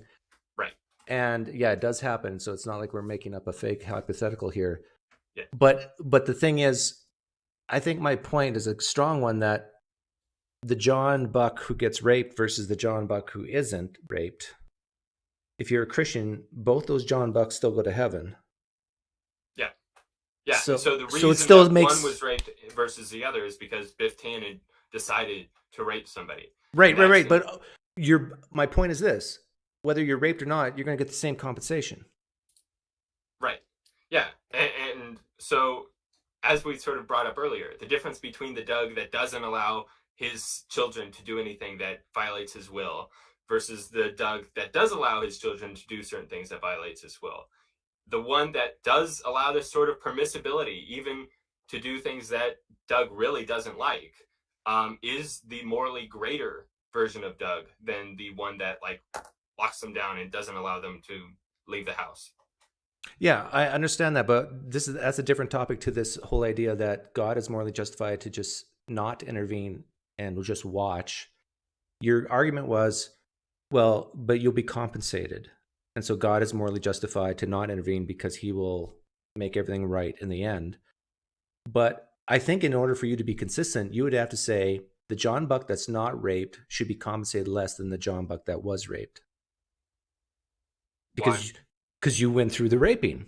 The John Buck that went through the raping needs to be compensated more for the John Buck who didn't go through that bad thing. Okay, sure. And it's just the case that for the person that went through the rape, they're going to still achieve the same end, the same result. And it's just the John Buck that didn't get raped, I'm getting a greater amount of abundance in the afterlife than. So it's not the case that I earned or deserved to have this great amount of abundance of happiness. You'll be getting less than the John Buck. No. Who We was? have the same amount. It's just that I'm getting it in an additional way. Like God's like, look, all that you really deserved was this amount of happiness. I'm going to give you this amount of happiness because I love you that much. And the same person, I deserve this amount of happiness, and God gave me that amount of happiness. And so it's the same level. It's just one person is like overcompensated, whereas one person is just compensated.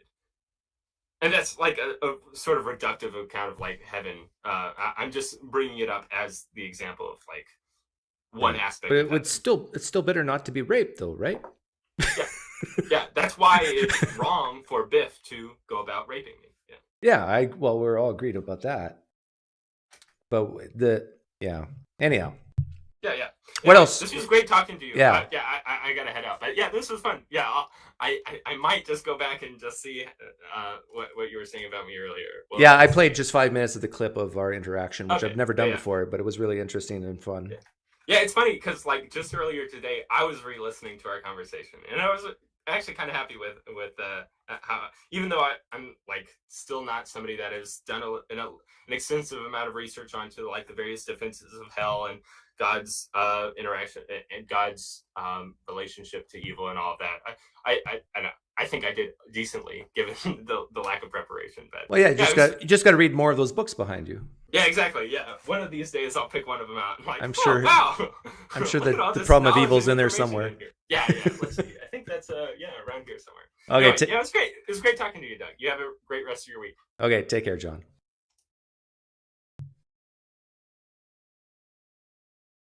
That was interesting. What are people talking about in live stream chat? Doug thinks like a finance guy, not God. Yeah, God's pretty bad at his taxes.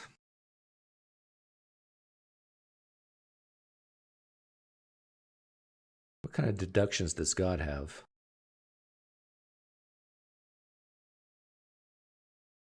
Please make a clip out of this after. It's a good one. Yeah, the Superman thought experiments are pretty fun.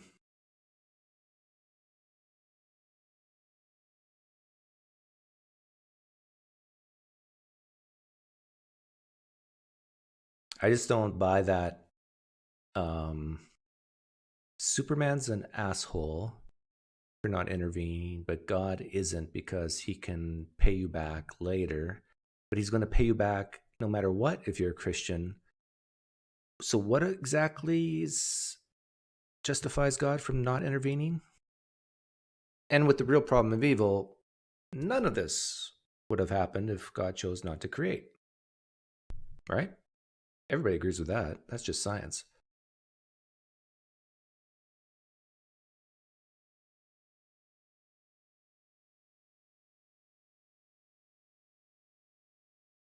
The room's open if anybody wants to hop in.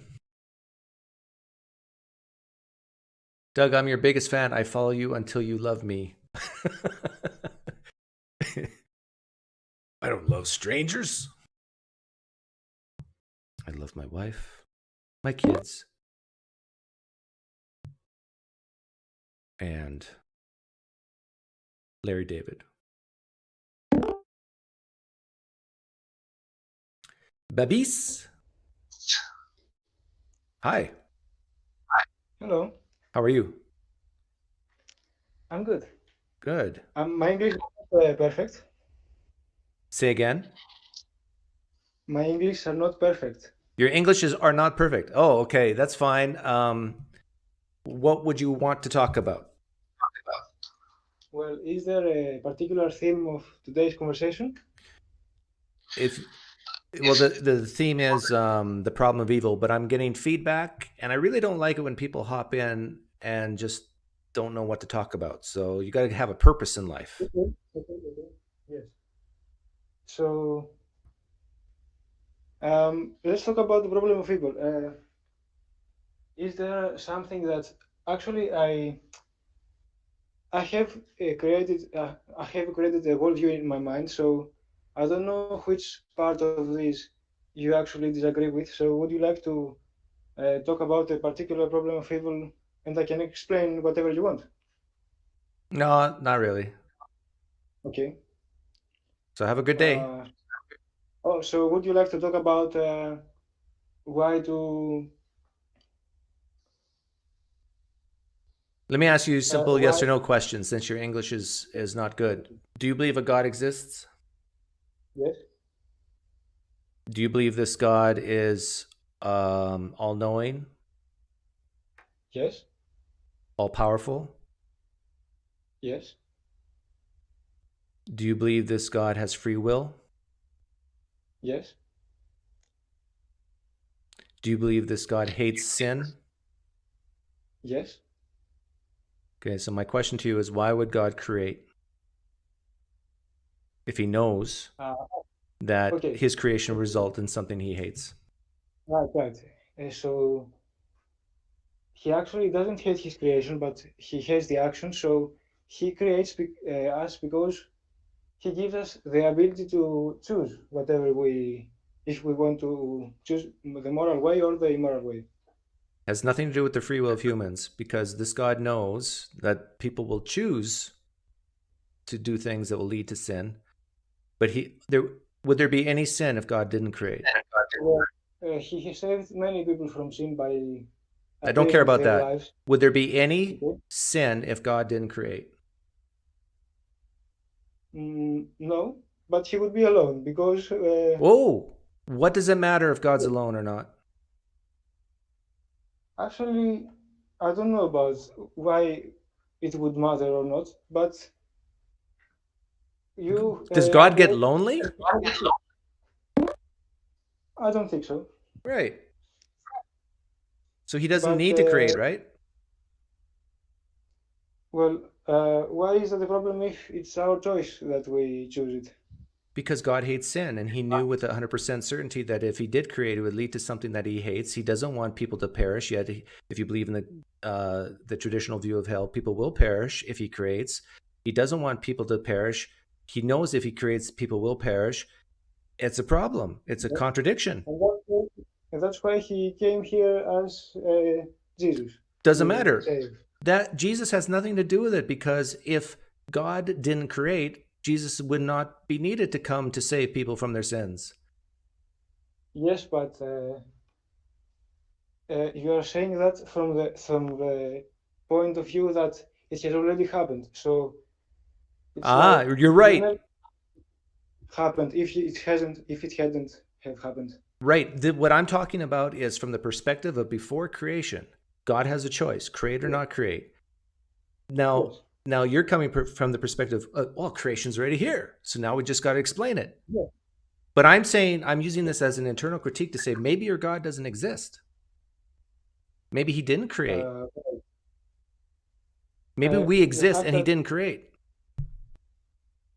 Yes, but the fact that we have the ability to choose good and evil, and some people choose evil, doesn't mean then that she doesn't exist.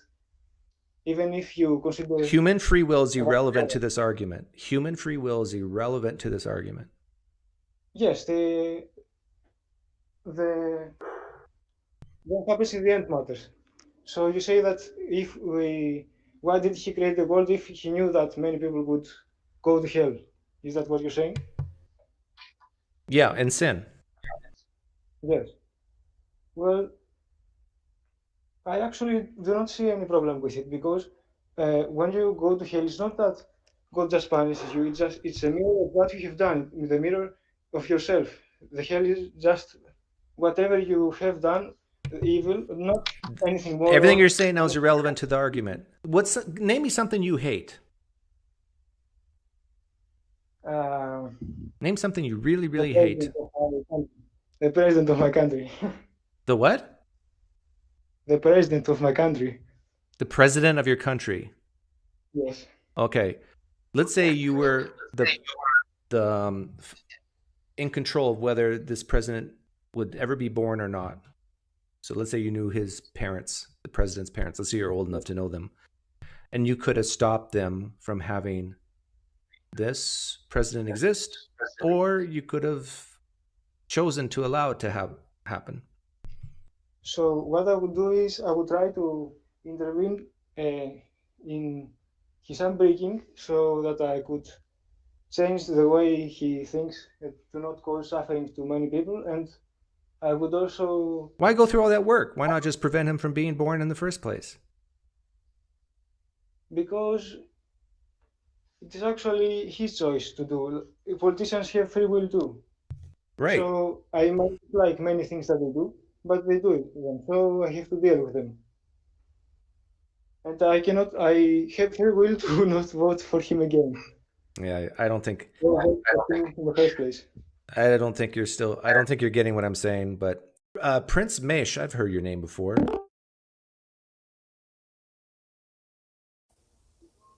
Where have I heard your name before? I'll be stalking you. Oh yeah, you're a subscriber, right? Or you are in my live stream chat a lot. Yeah. Right? Yeah. Mm-hmm. What do you have to say? I was listening to the previous guy there with the when talking about rape. I think you made a pretty good case, but I've been trying to make this case also that atheists might be or are a little bit morally superior than some religious people, just by the virtue of them, like the gentleman just casually worships a God that wouldn't intervene during a rape. Yeah. Well, I understand what he's saying, that it could lead to better outcomes, but in the hypothetical where we know it doesn't, he basically has to appeal to heaven, right? Yeah, that you'll get compensated. But even then, every Christian is compensated, whether they are raped or not. So it seems like the compensation for the person who's raped is, they don't get anything extra out of it. It's just, they're just the person who's unlucky enough to be raped. And God, right. and the funny thing is, John very quickly called Superman an asshole. You notice that? He did. But he can't call God an asshole. Just can't go there. Right, and I think just for that reason, like I'm willing to call God an asshole just for the fact of, but he just won't go there. Yeah. That kind of makes me a little bit more superior morally. And his reason for not calling God an asshole was, well, God can pay me back. Superman can't. I mean, it's almost like there's a type of selfishness in there. Okay, I'm willing to get sodomized as long as I get that money at the end. It's like, right. It's almost like John, don't be offended if you ever hear this, but it's almost like you're a whore for God. Like, I will take this rape because I'm being compensated. Right. I mean, even the compensation is not for certain. Like, we don't know that. It's, right. Right. Yeah, you Christians listening right now, you better hope heaven's real, because if there's no compensation for all that horrible stuff that's happened to you, where God could have intervened and didn't, man, you're screwed, literally. Yeah. So I saw back in Kenya where I'm from, there was this bus that was shipping people from whatever and going to a point B, but they had to cross this flooded bridge, and the bus was like full, I don't know, I saw 20-some that. people. Yeah. And then I was talking to my mom, and I was like, "Hey, how come the Holy Spirit didn't intervene there?" And she's like, those are not real Christians, Oh. They're Catholic, So I'm like, really, they're not Christians. That's why. So I mean, I just kind of. God's more likely to intervene with Protestants. Yes. What about Mormons? Where does God draw the line? Oh. Yeah, I talk to Mormons quite a bit. So they're just. Yeah, I watched that on YouTube just a couple weeks ago, where the bus is going through a flooded area and you can slowly see it, and it's full of kids, right? Or some, I don't know, it's full of people. It was actually it was a choir. A choir. They went to a wedding. Okay, yeah. So the bus starts to skid off the bridge and slowly tips and falls upside down into a deep river, and I'm assuming everybody drowned, if not most people, and if Superman was there, he would have saved them. But God, he's there, and he didn't. But then, was it John? He would say, "Oh, maybe the good thing happened because now the government will kind of go in there and fix that bridge, right?" Yeah. But it's quite sad, but yeah. And and I understand the butterfly effect. If God intervened every time, then everything would be different.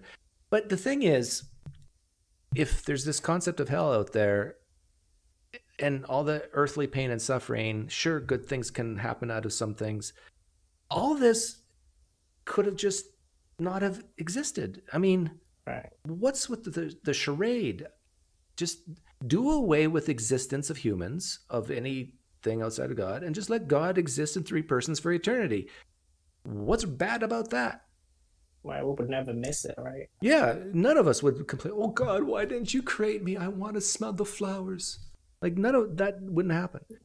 Right. Oh, well. Anyhow, Prince, thanks for hopping on. You play poker? Sure, thanks. No, I just got money? Some money, though. Okay. Well, learn how to play poker, earn some money, and then you can be part of the elite. For sure. On Wednesday nights at 6 p.m. Pacific. But take care, Prince. Right. Take it easy. Yeah.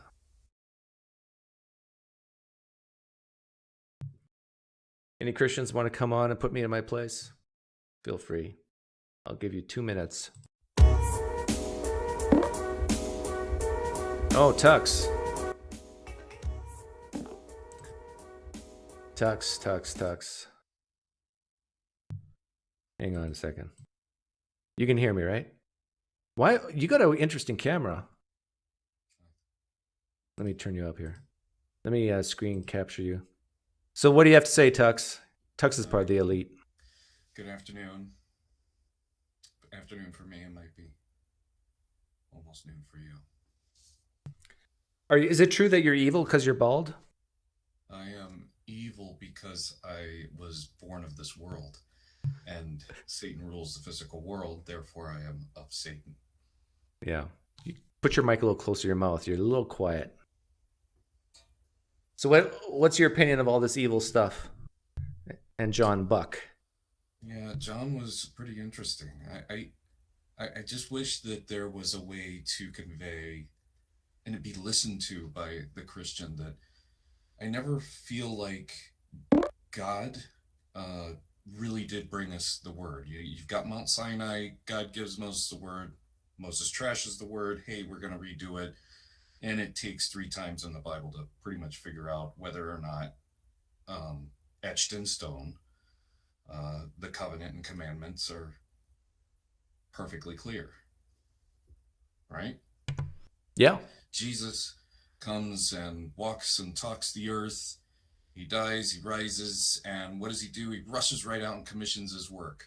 No, he doesn't do that. He goes and he gets Paul/Saul in a vision, and finally we got a forebearer for the Word of God. Amazing. How amazing this God and Jesus is. Okay, but what do you say to the Roman Catholics out there? Because they're not sola scriptura types. They basically could agree with a lot of things where you're headed to with misinterpretations and errors in the Bible, and they say that's fine, but we got the Pope, we got the true church. On Christ the solid rock I stand, and the rock is the Catholic Church, and they make the correct decisions. We got the Holy Spirit. What do you say to those types? Well, it's a good thing God did a bang-up job in the first place for that foundation to certainly rest on. I mean, it's you can claim that it was from God, but there's no receipt that it is. Yeah, I like that. Let's see. Let's have the Pope present a receipt from God saying that the Pope has been purchased to have that position. Good point. You want to play poker today? Maybe. I'm responsible for dinner. It depends on what time you're having it. So I'll. Okay. Well, I'll keep you in mind. I'll send you a link later, and then if you show, you show. Yeah. Got to make some sausage and peppers and enjoy the company of the mother-in-law for at least a duration. Do you like your mother-in-law? I do. Okay. Well, that's good. Hey, and thanks for the generous donation earlier. Your Once a year. tithes. It's all yours. Tithes and offerings. Appreciate it. I'm totally capping it there at 20 because I'm a wealthy man. Well, not a wealthy man. I just got PineCreek $20 a year money. Are you overall up or down in poker? We'll check with Reed, but I feel like I'm up. Feels because there's the gambler's memory is always remembering the wins and not the losses. Yeah. But I think I'm up. I don't know how much though. I've had good days and I've had bad days. I think last week, both times that I played a good majority of the time, and then the very last hand won a pretty good amount, either all my winnings back or then some. But most of the time I'm up. Yeah. Every once in a while I just stop in and play on tilt knowing that I'm going to lose. And I only play $20. Well, whenever you have a bad poker day, don't worry because the poker gods will compensate you in the future. That's true. That's true. Anyhow, Tux, someday I'll be looking down at all the other people without poker chips thinking, that is when you got your due. Yeah. Okay, I got to run here, Tux. Thanks for hopping Cheers. in. Okay. I see some good comments in the live stream chat. Start the music, Myron.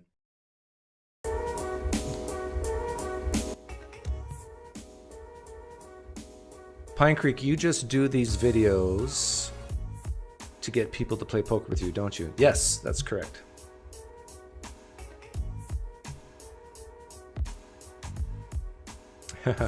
Good one. Bring the poker players into the fold.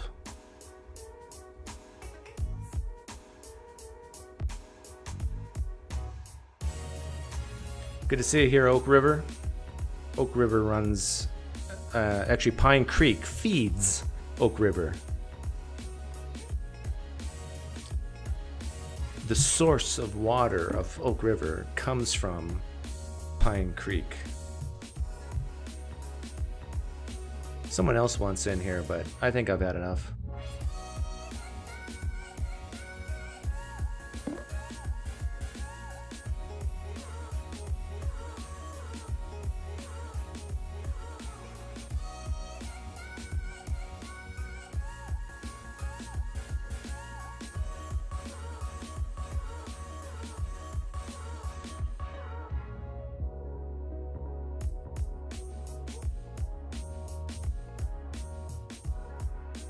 Derek's doing a live stream now. Competing. Let's see. How many people are watching Derek's video right now? Myth Vision. Today I asked Dr. He's not live right now. Too bad.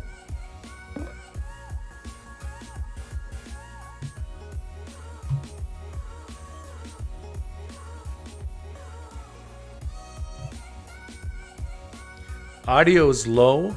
Yeah, the music is low because if I talk, you want to be able to hear it, right?